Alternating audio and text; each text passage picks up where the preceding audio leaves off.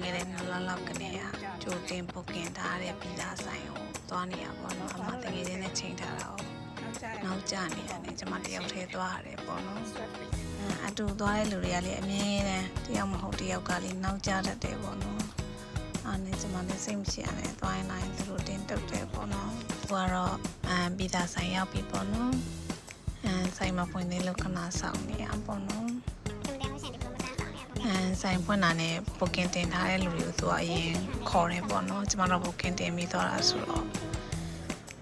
မဆောင်ပါပဲနဲ့အထဲဝင်လို့ရတယ်ပေါ့နော်ဘုတ်ကင်မတင်မနဲ့သွားမယ်ဆိုရင်တော့အပြင်မှာဆောင်အောင်မယ်နဲ့တူတယ်ဆိုင်ရဲ့ပုံစံလေးကဒီလိုမျိုးပေါ့နော်အထဲကဒီတစ်ခေါက်ကတော့ပီဇာနဲ့လိုက်တဲ့ရှမ်ပိန်တွေပါလေးဝယ်တောက်ခဲ့တယ်ပေါ့နော်ဘီယာပဲတောက်လာရှမ်ပိန်ကမတောက်ဖြစ်ဘူးပေါ့နော်မတောက်ဖြစ်တလောက်ကိုတော်တော်လေးကိုရှားတယ်ပေါ့နော်ပြီးရင်တော့ဆာလာဒါပေါ့နော်ဆာလာဒါလည်းတော်တော်လေးမှစားကောင်းတယ်တပိုးရှင်းလည်းများပြီးတော့1200ပေါ့နော်1200ပြရတယ်နှစ်ယောက်လောက်ကတော့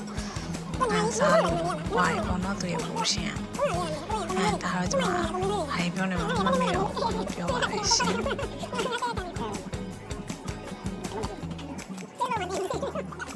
ပြီးရင်ပီဇာပေါ့နော်ဒါကတော့ဝါကျူပီဇာပေါ့နော်သူက3000လားမသိပေးရတယ်ပေါ့နော်ပြီးသွားလို့ရှင်နေဟွန်းရဲ့ဥမာမီဆိုတဲ့ဟာလည်းမစားခဲ့တယ်ပေါ့နော်အဲ့ဟာလေးလည်းကောင်းပါတယ်ဒီပတော်လေးကတော့ဒီလောက်ပါပဲရှင်